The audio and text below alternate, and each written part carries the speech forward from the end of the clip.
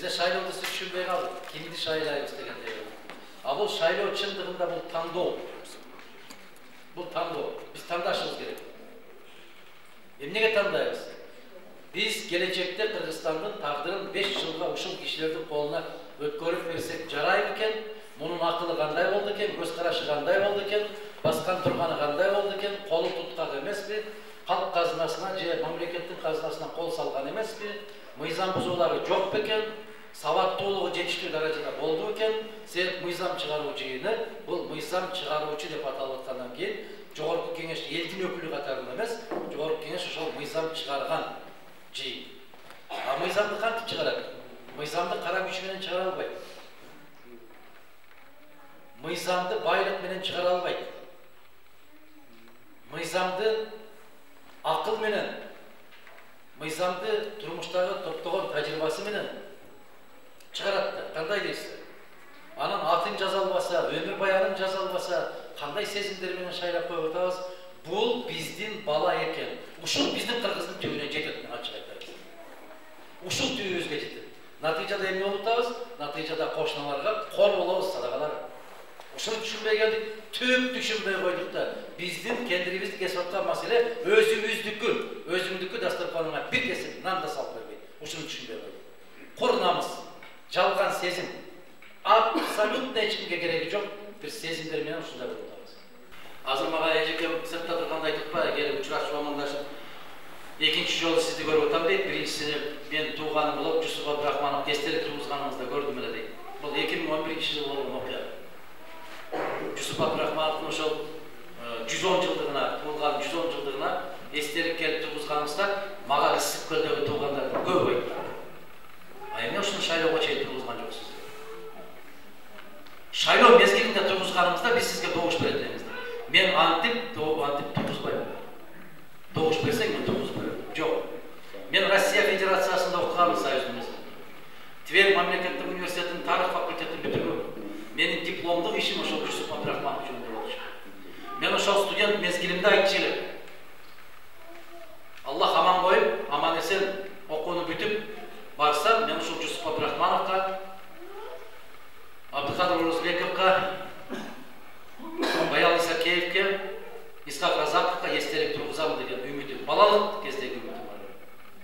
Ошол үмүтүм ишке ашып, ошол Рухордо деген жерге келсем, сунуш кылдым мен. Эгер ушул төрдү Кудай берсе, буйрса берсеңиз, мен ушул төргө Кыргызга аттын кашкасында белгилүү болгон, ошол мамлекетке элге кызмат кылган 3 азаматтын эстелигин коёюн деген оюм бар десем, эч маселе жок деп. Мен ошондо келип Жусуп Абдрахмановдун 110 жылдыгына ошол эстелик тургузуп койдук эле. Ал кезде кызы тирүү эле, эжекебиз ыйлап, ушунчалык ыйлап өзүнөн кетти.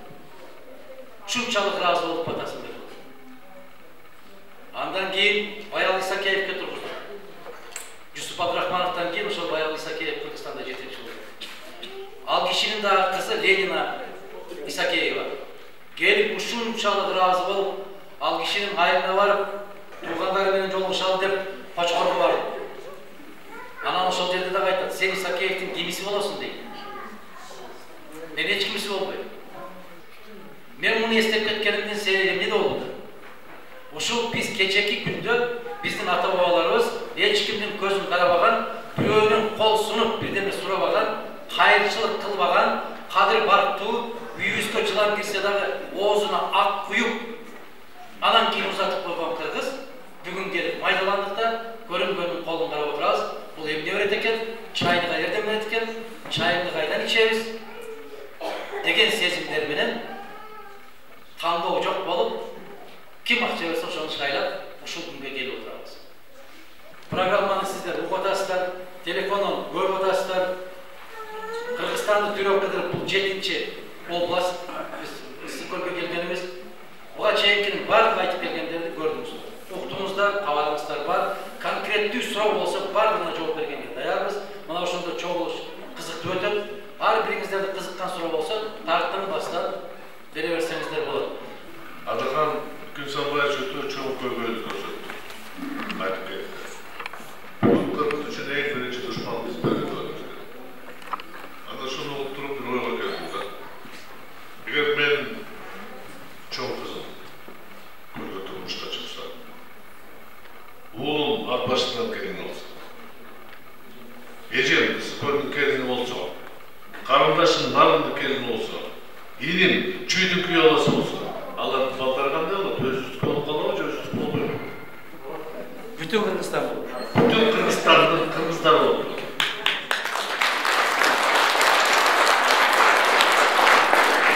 Oşöyle birimdik, mekanım Kırgızstan, SDPK, Respublika, Arnamız köyle partiya.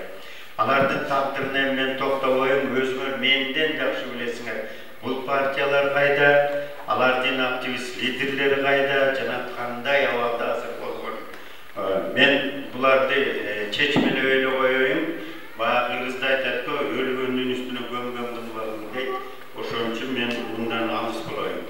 Geçe Alamedin rayonunda joluguşup atkanda bir Valentina Mikhailovna degen bir birөө çıkıp aytты.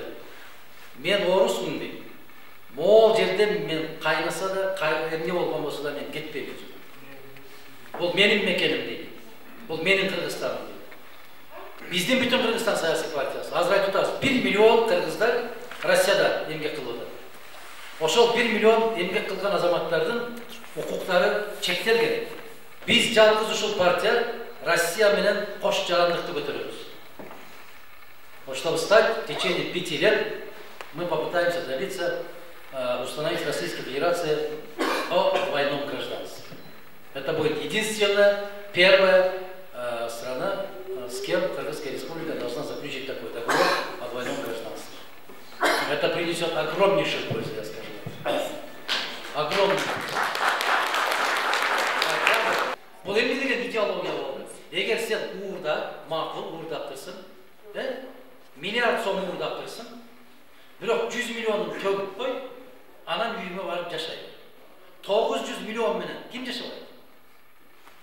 Эгер сен 100 миллионду төккөн болсоң, демек мойнуңа алдың да сен уурлук кылдың, кылмыш жасадың. Мыйзам каттуулугуна мыйзам эмес, мыйзамдын так аткарылышынан каттуу болуш керек. Наказание должно быть неотвратимым. Шунуңуздар, сөзсүз түрдө жооп беришим керек да. Азыр кайра ошол уурдаганынан бир чымчым үзүп алып төлөп коюп, көчөгө чыгып, баатыр болуп атат ошолор. Кайра депутаттыкка бараткандар бар. Мен дайым айтам, эгерде Кыргызстандын жетекчиси жеке өзүнүн үй бүлөсүнө зыяны тийсе, мен бир да сөз кылмак эмесмин. А бүтүндөй улутка мамлекетке тийип аткандан кийин аны баскан турган. Мен аны айтышым керек, дешим керек. Ошон үчүн сынды туура кабыл алыш керек. Жыйынтык чыгарыш керек. Муну качан арзандайт деген сөзүңүзгө мен ушинтип жооп берем. Кудай кааласа, тышкы саясатыбызды ордуна келтиргенде арзандайт. Мыйзамда каралбай калса, ушуларды биз карап жазышыбыз керек. Заман өзгөрүп турат. Ошого жараша мыйзам жазабыз. Ушу гана убада беребиз. Кудай кааласа, канаттууга кактырбай, турушуктууга чокутпай, калкалап, сиздердин кызыкчылыгыңыздарды коргойбуз деген ишенимдүү түрдө убада бере алабыз. Кудай кааласа. Рахмат. Адахан жөнүндө айтып турган болсок, мына Адахан деген Адахан. Жалгыз мына партиялардын арасынан ушу кепке айтып кетет. Эгерде жанагында кемчиликтер болсо, эгерде жыйылып сатып ийсе, жолдорунда турат, камабай кандай болсо. Кана камаган.